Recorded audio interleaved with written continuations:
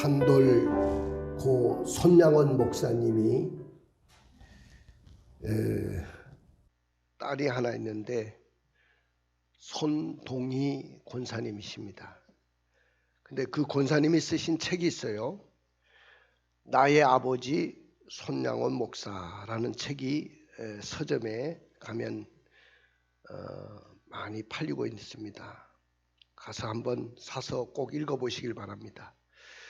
그 손동희 권사님이 중학교 다니고 있었을 때 엄청난 사건이 일어난 겁니다.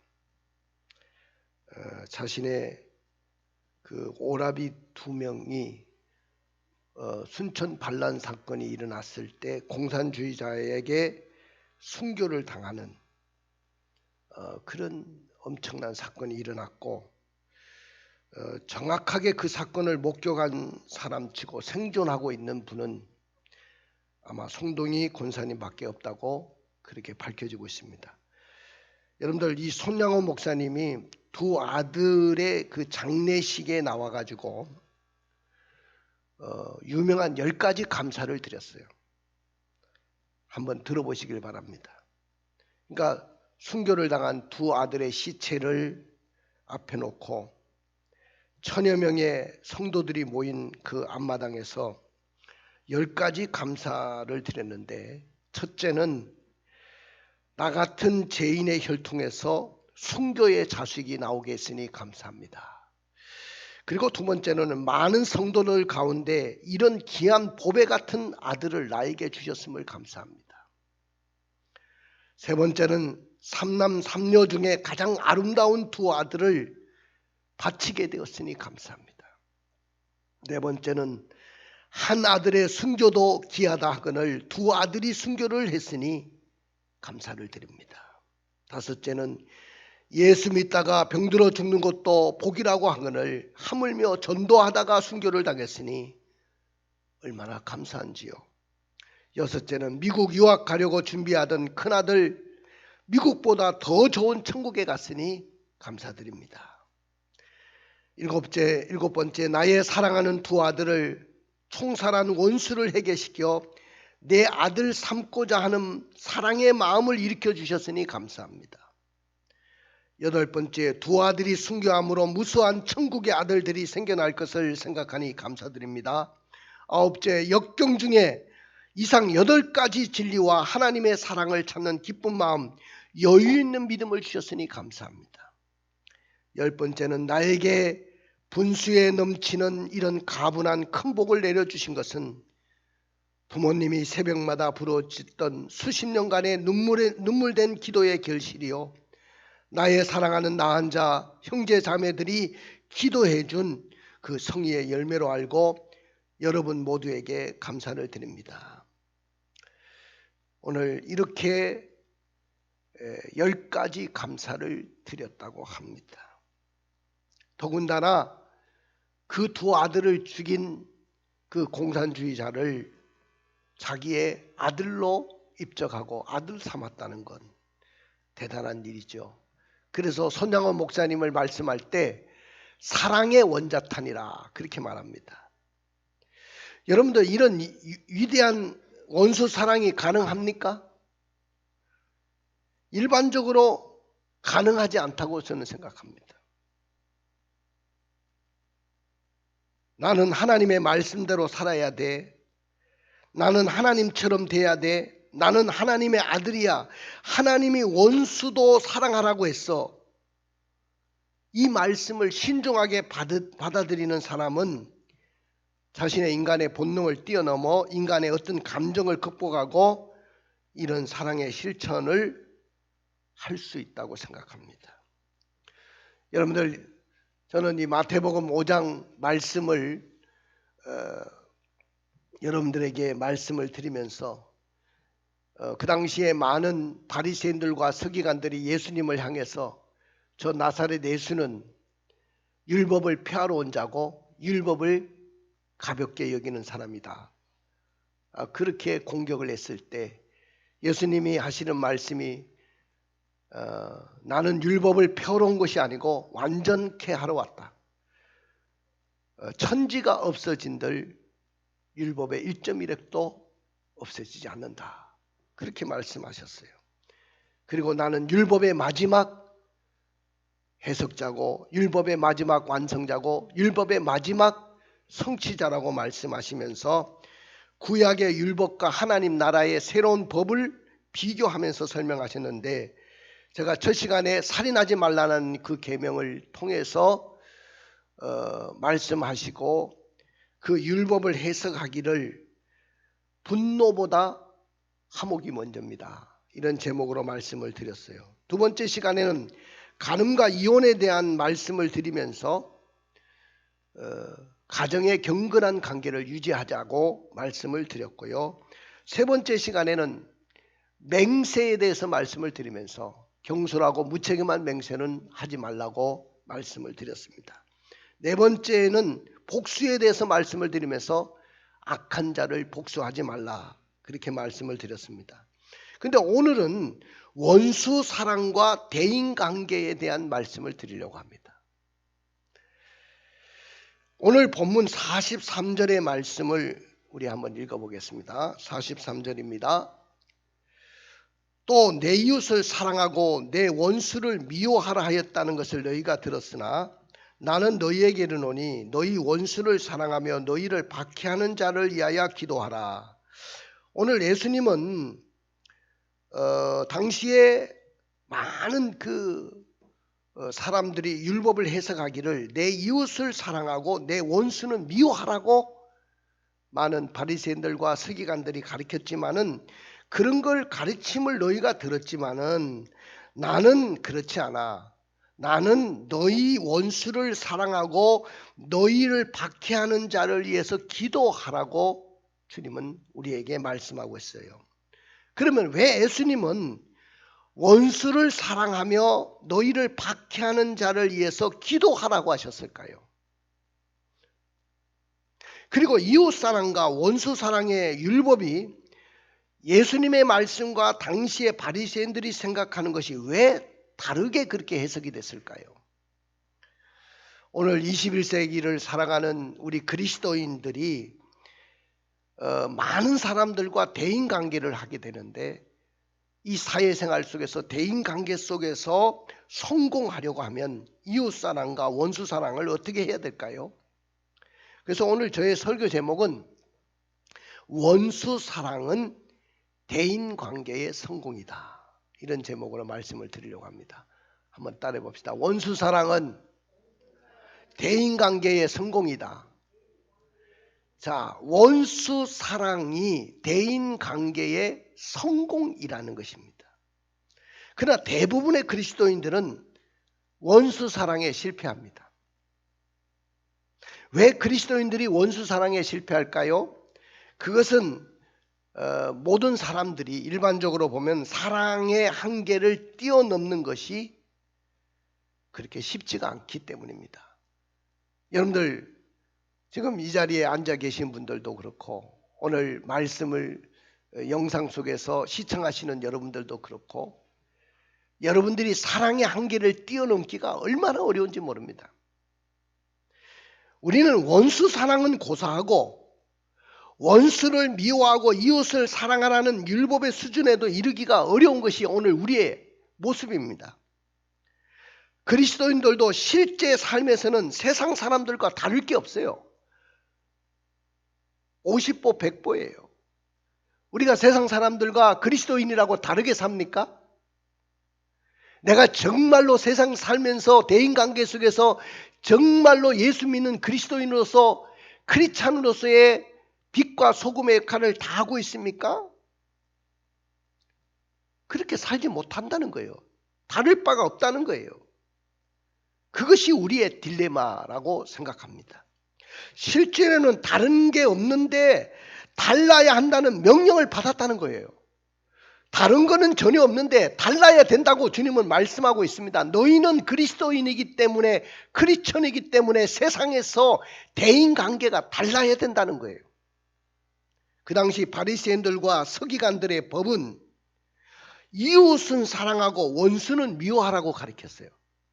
이웃은 사랑하지만 원수는 미워해라, 이렇게 구분을 했어요. 그런데 그들이 말하는 이웃은 우리가 흔히 생각하는 그런 이웃이 아니에요. 가까운 이웃 사촌이 아니에요.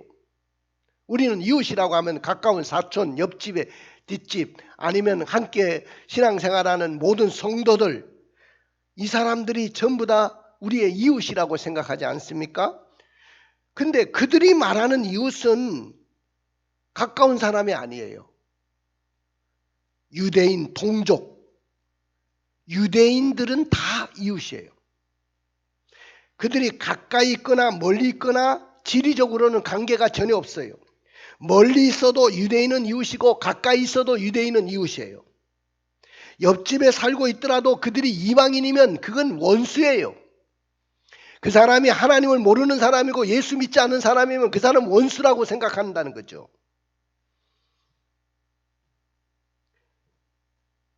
바리새인들과 서기관들은 내 이웃을 내 자신같이 사랑하라고 하신 이 계명을 해석함에 있어서 이웃의 대상을 그들의 친구로 국한시키고 말았다는 거예요.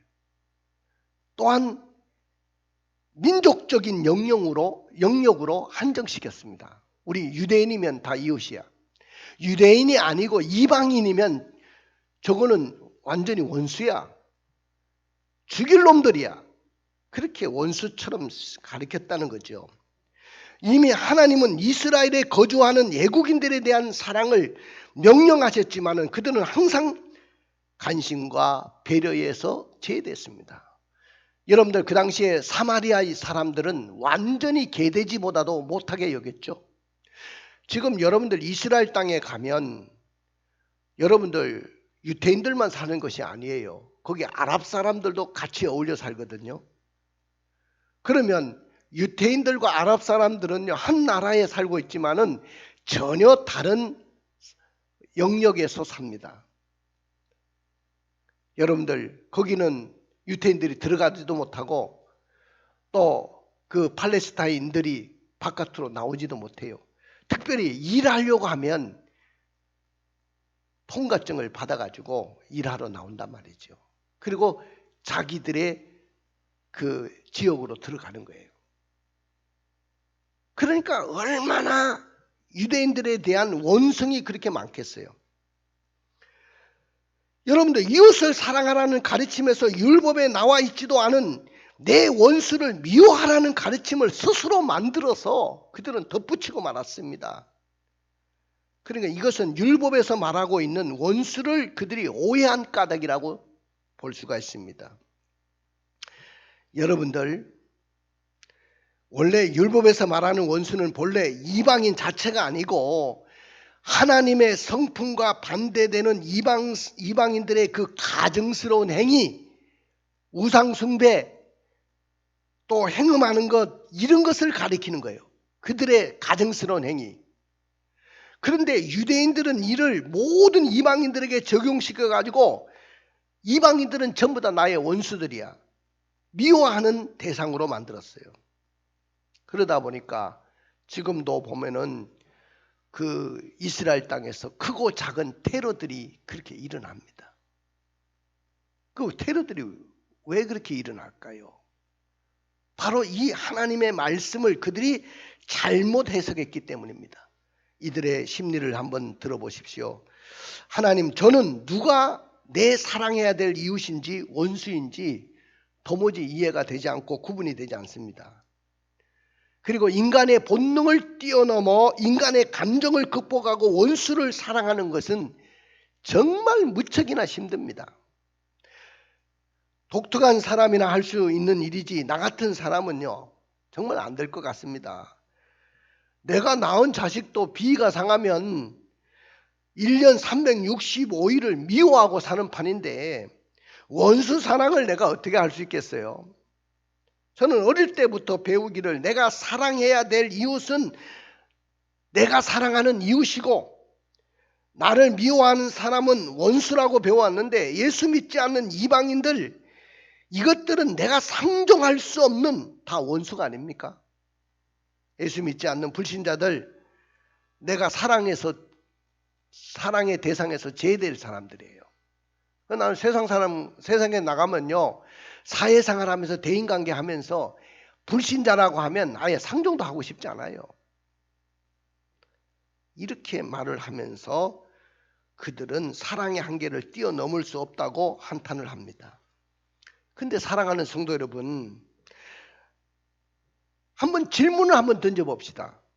나를 사랑해 주기 때문에 사랑합니까? 그것은 누구나 할 수 있는 사랑이에요. 나를 사랑하기 때문에, 사랑해 주기 때문에 사랑하는 거. 이건 누구나 할 수 있는 사랑이에요. 내 자식이기 때문에 내가 사랑합니다. 내 형제이기 때문에 사랑합니다. 이거는 누구나 할 수 있는 사랑 아닙니까? 그런데 우리 모두가 예수 믿는다고 하면서 그런 본능적이고 끼리끼리의 사랑의 한계를 뛰어넘지 못하고 그저 그 수준에만 사랑한다면 한번 물어봅시다. 우리가 하나님의 자녀라는 증거가 도대체 어디 있습니까? 여러분들이 그리스도인이라는 증거가 어디 있어요? 사랑하는 사람만 사랑한다면 여러분들이 과연 하나님의 아들이라고, 하나님의 딸이라고 말할 수 있겠습니까? 무엇으로 증명할 수 있겠어요? 성경 찬송 들고 다니는 것으로 증명합니까? 그래서는 안 된다는 거 아닙니까? 만약에 우리가 본능적인 사랑, 끼리끼리의 사랑을 뛰어넘지 못하고 신앙생활을 한다면 도대체 예수 안 믿는 사람하고 예수 믿는 사람하고 크리스천하고 넌 크리스천하고 무엇이 다르다는 말입니까? 무엇을 가지고 다르다고 말할 수 있습니까? 그럼에도 불구하고 하나님은 원수 사랑이 대인관계의 성공이라고 말씀하셔요. 예수님은 그리스도인들이 세상에서 원수 사랑으로 대인관계에 성공하기를 누구보다도 바라시고 원하시는 분이에요. 하나님은 죄로 말미암아 원수된 우리를 십자가에서 자기 아들을 내어주시고 죽이기까지 사랑하셨어요. 예수님은 우리가 대인관계에 성공하도록 원수 사랑을 어떻게 했습니까? 원수를 사랑하라고 했죠. 자, 우리 44절 읽어볼까요? 나는 너희에게 이르노니 나의 원수를 사랑하며. 자, 예수님은 이제 악한 자를 복수하지 말라는 이 소극적인 것을 뛰어넘어 원수마저도 사랑하라고 이야기했어요. 원수마저도 사랑하거라. 그러면 이 원수라는 말은 원어에 보니까 엑스도로스라는 말인데 미움과 증오의 의미에서 엑스도스에서 의뢰된 말이에요. 그러니까 원수는 반드시 죽여야만 가슴에 쌓이는 증오의 한이 풀리는 대상이 바로 원수예요. 성경에 원수를 죽인 애가 많아요. 여러분들이 요압이 자기 동생 아사엘을 죽인, 아브넬을 죽인 사건 이야기 드렸죠? 또 여러분 압살롬이 자기 누이 다말을 강간한 이복 형제 암논을 죽이는 사건도 성경에 기록이 되어 있어요. 그렇다면 왜 많은 사람들이 원수를 갚으려고 할까요? 원수를 갚는 이유는 간단한 거예요. 왜 원수를 갚으려고 하느냐?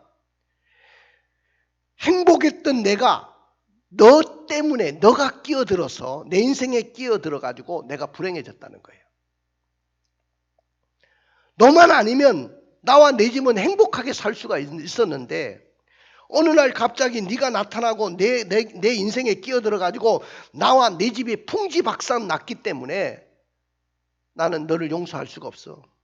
그런 이야기죠. 그래서 너도 나같이 내가 쓴맛을 본 것처럼 너도 쓴맛을 봐야 되고 너도 우리 집같이 비통함을 맛보라고 당한 대로 갚으려고 하는 것이죠. 압살롬이 암놈을 죽였죠. 그것은 그 오라비가 한에 맺힌 거예요.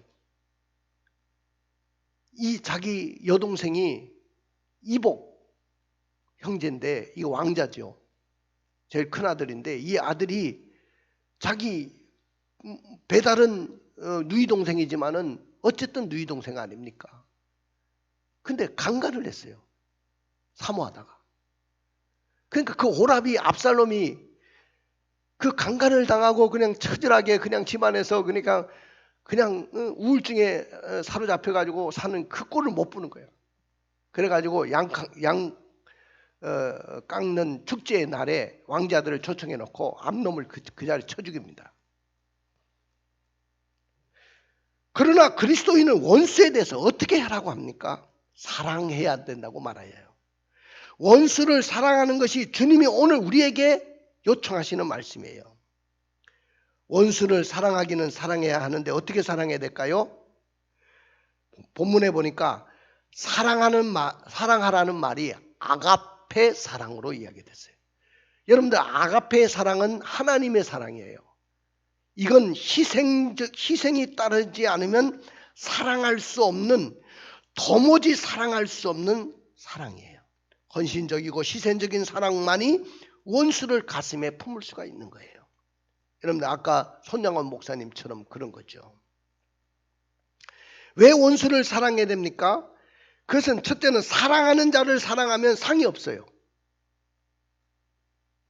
사랑하는 사람만 사랑하면 상이 없다. 우리 마태복음 5장 46절부터 47절을 같이 읽어보겠습니다. 시작.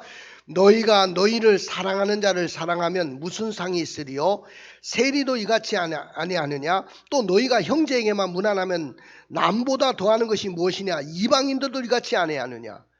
그 당시에 세리들은 이건 당대의 죄인이었고 수치의 대상이었습니다. 로마의 앞잡이고 동족의 피를 빨아먹는 흡혈귀라고 생각했어요.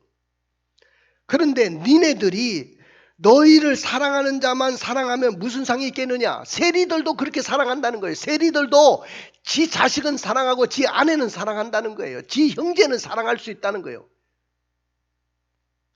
너희들이 형제에게만 무난하면 남보다 더한 것이 뭐냐? 아까 이야기한 것처럼 너희들이 넌 크리스찬과 다른 바가 뭐가 있느냐? 예수 안 믿는 사람들도 똑같이 그런 사랑은 할 수 있다. 오늘 여러분들 여기에 원수를 사랑하라고 하지 않고 원수를 용서하라고 하지 않고 뭐라고 했냐면 사랑하라고 이야기했어요. 자, 여러분들 보세요. 우리는 용서 이상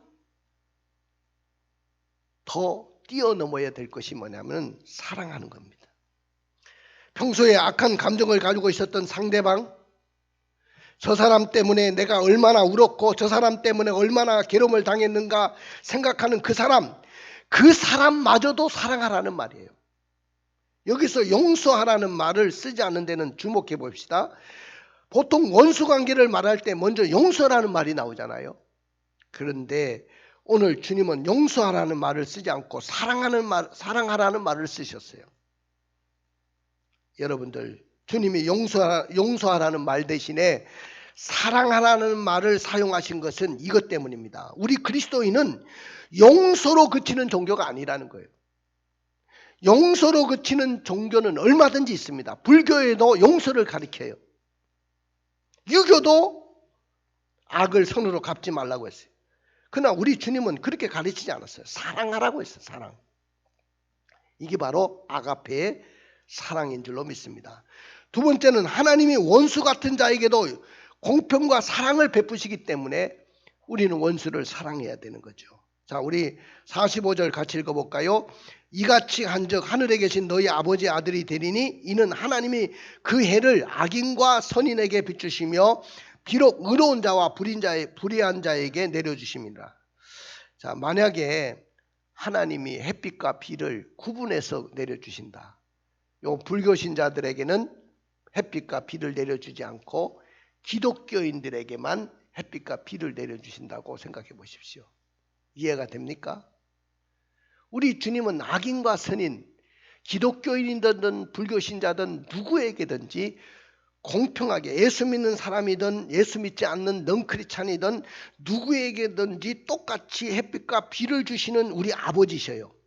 그래서 우리도 하나님의 자녀된 우리도 서로 사랑하며 사랑을 베푸는 것이 당연하다는 거예요. 너희를 그 다음에 적극적으로 두 번째는 44절에 이렇게 이야기했습니다. 44절 너희를 박해하는 자를 위하여 기도해라. 한번 읽어봅시다. 시작. 너희를 박해하는 자를 위하여 기도해라. 뭐요? 너희를 박해하는 자를 위해서 기도하라고 했어요. 원수를 사랑하는 것으로 끝나지 말고 박해하는 자를 위하여 기도하라는 거예요. 이것이 바로 가장 우리 주님이 우리에게 가르치신 강력한 이야기입니다. 자, 박해하는 자를 우리가 어떻게 사랑할 수 있고 어떻게 그를 용서할 수 있겠습니까? 나를 괴롭히고 못살게 구는 자입니다. 박해하는 자는. 이런 자는 내가 죽이지는 않더라도 어디 가서 죽었으면 좋겠다, 이렇게 생각하는 사람들이에요. 원어적으로 볼 때 박해하는 자라는 것은 전쟁 시에 전쟁이 일어났을 때 나를 망하게 하는 자를 말하는 거예요. 지금 러시아와 우크라이나 전쟁이 발발하고 어떤 도시에, 지방 도시에 러시아 군인들이 퇴각을 하면서 선량한 시민들을 마구 학살을 하는 것을 보았어요. 그냥 지나가는, 고속도로에 지나가는 선량한 시민들을 그냥 그 사냥하듯이 총을 쏘가지고 죽이고 학살을 하고 어린 소녀들을 성폭행하고 그렇게 지나갔어요. 전쟁에 이런 자들 몇 명만 만나면 그 나라와 그 가정과 그 개인은 송두리째 망가지는 거예요. 그러므로 이런 자는 없었으면 좋을 뻔한 사람들이죠. 그래서 이 세계의 전쟁을 일으킨 당사자가 누굽니까? 러시아의 푸틴. 이 푸틴을 국제사법재판소에 전범으로 세워가지고 꼭 처벌받게 해야 된다는 그런 목소리가 높여지고 있습니다. 그런데 하나님은 이런 사람을 위해서라도 기도하라는 거예요. 여기 기도하라는 헬라어에 프로스케라는 말은 소망한다, 소원한다, 그런 말이에요. 그러므로 핍박하는 자를 깨닫고 하나님께 돌아와 온유와 자비와 양선의 인물로 해게 해달라고 기도하라는 거예요. 옛날에 어떤 부인이 남편이 그렇게 핍박을 하더래요. 예수 믿는다고. 그래가 머리도 빡빡 깎이고 막 그렇게 또 구타도 하고 그러는데 이 색시가 교회를 나오면서 신랑의 신을 꼭 품에 안고 왔다는니다. 그러면서 하나님, 신랑의 신은 왔는데 신랑은 아직 나오지 못했습니다. 신랑의 신이 교회에 나왔으니 얼마 안 있으면 신랑도 꼭 교회에 나올 줄로 믿습니다. 할렐루야. 바울은 훗날 이것을 뭐라고 했냐면 에베소서 6장 12절에 왜 이렇게 기도해야 되는지를 이야기하고 있습니다. 6장 12절 읽어봅시다. 에베소서. 우리의 씨름은 혈과 육을 상대하는 것이 아니고 통치자들과 권세들과 이 어둠의 주관자들과 하늘에 있는 악한 영들을 상대하는 것이다. 그리고 그것이 내게 온전한 것이라고 했습니다. 48절 마지막 읽어보겠습니다. 시작. 그러므로 하늘에 계신 너희 아버지의 온전하신 것 같이 너희도 온전해라. 여러분들, 하나님이 온전하신 것 같이 너희도 온전하라는 거예요. 온전하다는 말은 흠이 없다는 말이에요. 하나님이 흠이 없는 것처럼 원수까지도 사랑하라는 말이죠. 이것은 세상의 일반적인 윤리를 뛰어넘는 그리스도인들만이 가질 수 있는 하나님의 차원입니다. 나는 여기까지 여러분들이 온전해지기를 주님의 이름으로 축원을 드립니다. 우리 한번 따라 봅시다. 원수 사랑은 대인관계의 성공입니다. 그렇습니다. 원수 사랑은 사랑의 한계를 뛰어넘는 것이 쉽지 않지만은 대인관계의 성공이기 때문에 원수 사랑을 해야 됩니다. 원수 사랑은 주님이 원수를 사랑하라고 하셨기 때문에 대인관계의 성공이 되는 것입니다. 원수 사랑은 주님을 박해하는 자를 위해서 기도하라고 주님이 말씀하셨기 때문에 대인관계의 성공이 되는 것입니다. 그러나 만일 우리가 원수를 사랑하지 않는다면 대인관계에도 성공할 수 없을 뿐만 아니고 하나님의 온전하신 것 같이 우리도 온전하게 될 수가 없습니다. 그러므로 원수 사랑은 대인관계의 성공입니다. 이렇게 원수 사랑을 온전하게 할 수 있는 사람에게는 거룩한 하나님의 백성으로서 온전한 사람이 될 수가 있고요. 또 이 땅에 뿐만 아니고 천국에 가면 원수가 없어요. 이 땅에서도 원수가 사라지고 천국에 가서도 원수가 없습니다. 어떤 사람은 죽을 때까지 원수를 풀지 않는 사람이 있잖아요. 그럼 천국 가서 어떻게 만나서 어떻게 만나뵐 수 있을까? 고민해 보시기 바랍니다. 우리 가슴에 손을 얹어 보십시오. 사랑하는 성도 여러분, 여러분들이 기적의 주인공, 역전의 주인공이 되려면 원수 사랑으로 대인관계에 성공할 수 있기를 원합니다. 자, 결심도 중요하지만 결단이 필요해요. 자, 여러분들이 원수 사랑을 할 수 있으려면 거듭나야 돼요. 내가 주님의 말씀과 또 성령으로 거듭나야 돼요. 또 한 걸음 더 나가서 성령의 능력을 받아야 됩니다. 비로소 내 자신을 이기고 내 혈기를 이기고 내 육신의 생각을 이길 수 있어야 되는데, 그러려면 내 힘으로 안 돼요. 성령의 능력을 받아야 돼요. 그 다음에 시험을 참고 이겨야 돼요. 그리고 말의 실수를 줄여야 됩니다. 자, 오늘 우리 찬양을 부르겠습니다.